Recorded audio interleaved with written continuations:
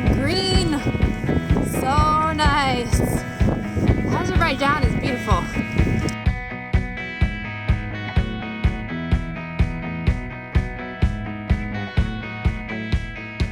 This week we rode across Azerbaijan from Baku to Lagodeki in Georgia. So leaving Baku, I had checked the weather forecast and it said windy, which should have been a clue. Now Baku is pretty much known as like the windy city of Azerbaijan, but it said the winds were supposed to be like 25 miles per hour, and we had ridden in that before, so we thought, it'll be fine. It's windy, but it's all right. Yeah, it's windy, but it'll be fine.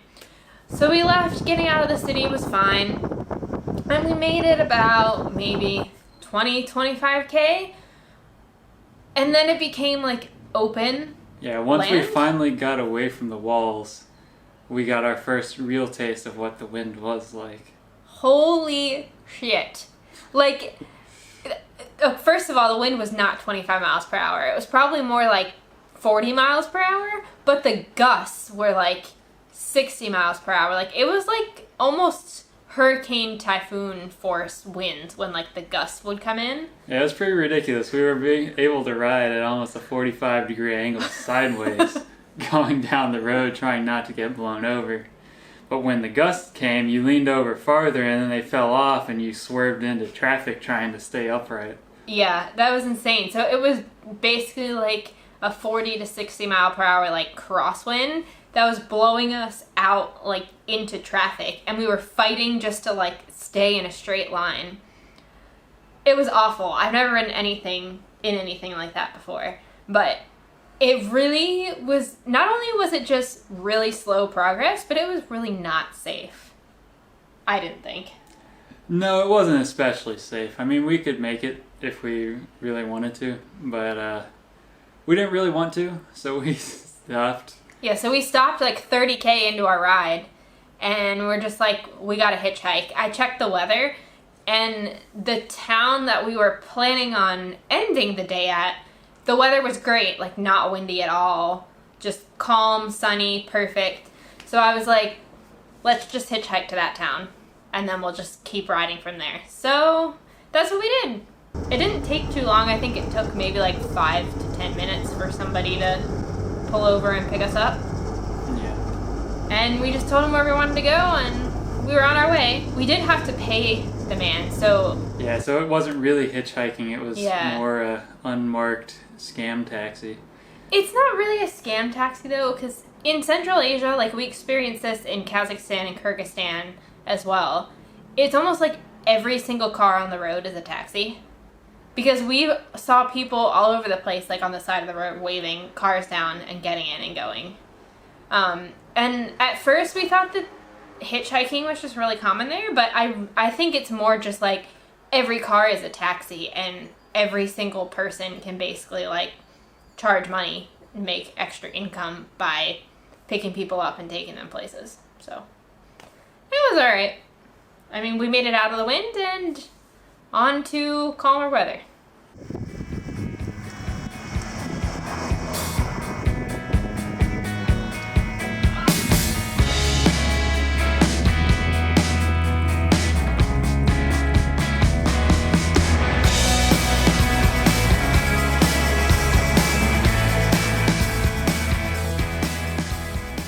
So at the end of our day, we had a beautiful downhill, but it was way, way, way too steep. That was crazy. Yeah, it was like 12% down, and we got our first front flat of the trip. Yeah, I guess the rim got so hot that the tube failed. Yeah. Yeah, I didn't find anything in there, but the tube was old, so I just figured it just fell apart. Yeah, and when we were stopped, we had, like 2 or 3 people pull over and ask us if we needed help. Yeah. Like, the Azeris, I keep wanting to say Azerbaijanis, but they call themselves Azeris. So the Azeri people are so nice and friendly. It was amazing. We hadn't experienced this since Thailand. Like, people actually voluntarily just asking us if we needed help, giving us things, like, without us asking first. So Yeah. nice. Yeah, but fixed up the wheel and finished up the ride down the hill, and we came down 12% and saw the next one was up 12%, so we stayed at the bottom. Yeah. We camped at the bottom, rode over to the river, and went and laid in the river. It was nice and hot outside. Oh, that was beautiful. It was so nice until the big tractor came and told us we couldn't lay there. He was getting ready to fill the river with rocks. Yeah, there was some gravel well. plant or something that was right there. But the guys were super nice. Yeah, we ended up camping just back in the woods behind there.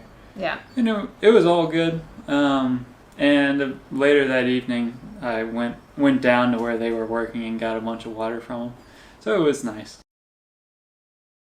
The ride the next day was gorgeous. The starting climb, a bit too steep.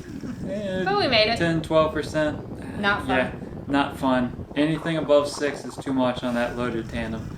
Just not fun above 6. Yeah. But we made it eventually, and had a nice ride that day through lots of rolling hills. And forest. Yeah, it was so green. Yeah, after we got over that super steep climb and went over that mountain, we entered the forest again. It was amazing, like so green, just these giant trees all over the place on either side of the road. And we saw the So perfect nice. camping spots, and then by the end of the day, we had ridden through all the forests that we would see in Azerbaijan and camped in the blackberries. Yep. There's Kara's choice of camping spot managed to get us 2 flats on the trailer. It was a really nice camping spot though, quiet. We didn't get bothered. We had tons of blackberries to eat. Azerbaijan is like a blackberry heaven. Like just blackberries everywhere, all over the sides of the roads, throughout the whole country. So delicious and so good. And also so thorny. So pointy. Not really the best spots for camping. No. But when that's all there is, that's what you have to work with. The next day we woke up from our blackberry campsite and I was super excited because I had been talking with this other cycle touring couple who I follow on Instagram, and I've been talking with them for a while, but today was the day that we were going to cross paths in Azerbaijan. So they were coming from Georgia through Azerbaijan going to Baku, and we were coming from Baku going towards Georgia. And we happened to be taking the same route, and today should be the day that we were going to cross paths. So we were really excited, and I told Justin, be on the lookout for 2 yellow bikes coming the opposite direction. I don't know when we're going to pass them, but sometime today we should. I had Pass a each really other. good idea of when we were going to pass them. And it was within a couple of kilometers of where I expected to pass them that we actually did pass them. Yeah, it really was. So we had just crested our first hill of the day, and like just as we started going down, we saw Zoe and Stu coming up the other direction. And so we stopped on the side of the road and ended up chatting for like an hour. Hour and a half. Hour and a half. It was so nice to actually be able to meet them in person and talk with other like-minded cycle tours. It's basically like having instant friends, pretty much. It's great. That was awesome. We love these experiences because we haven't really met hardly any other bike tours on this trip at all. We haven't hardly met any people. Yeah. We've mostly been by ourselves the whole trip. Pretty much. So when we see other people, especially other like native English speakers, it's just like, oh, let's talk forever, because we never get to talk to anybody but ourselves. Yeah, it would be so nice to meet some of these people actually where we're stopped for the night.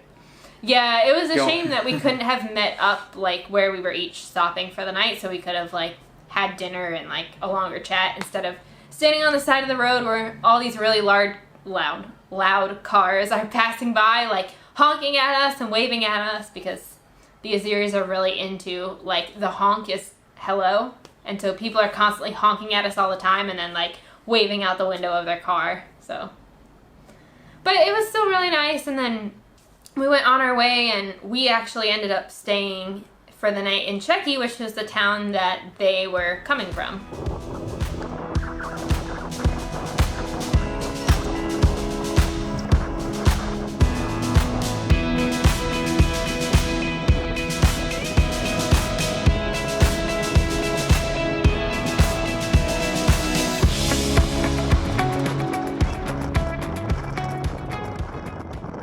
in Czechia, we found a guest house on maps.me. Czechia's on the side of a mountain. It was like 250 meters up the mountain. Yeah. Through the middle of town. Yeah, that was steep too. Yeah. Like the climb up to the start of town was like totally reasonable, and then you get to town, and it's just like the road just like you hit a wall, and you just go like.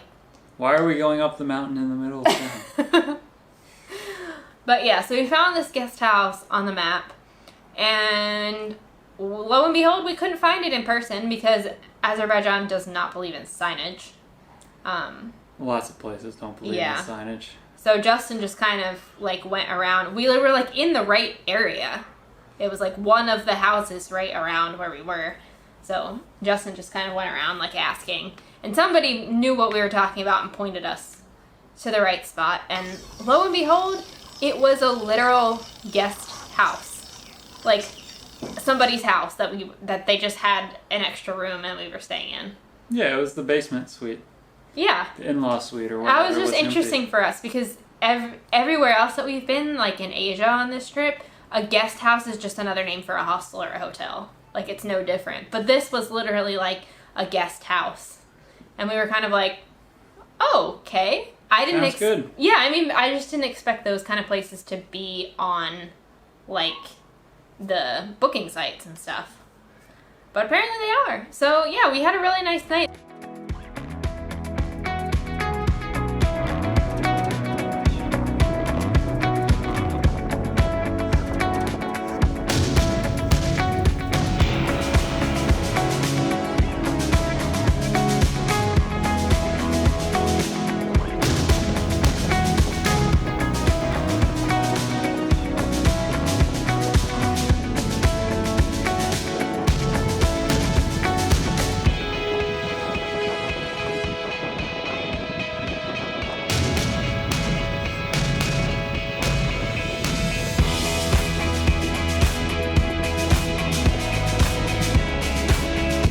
Look at all that green. So nice. Azerbaijan is beautiful.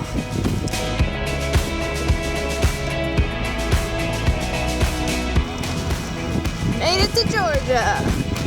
Almost. Still have to go through customs. Alright, it's official. We have been stamped into Georgia. One of the quickest, most nonchalant customs we've ever been through. And we actually got to go in line with the cars, which was a first. Now we got 5 more kilometers to Lagodeki.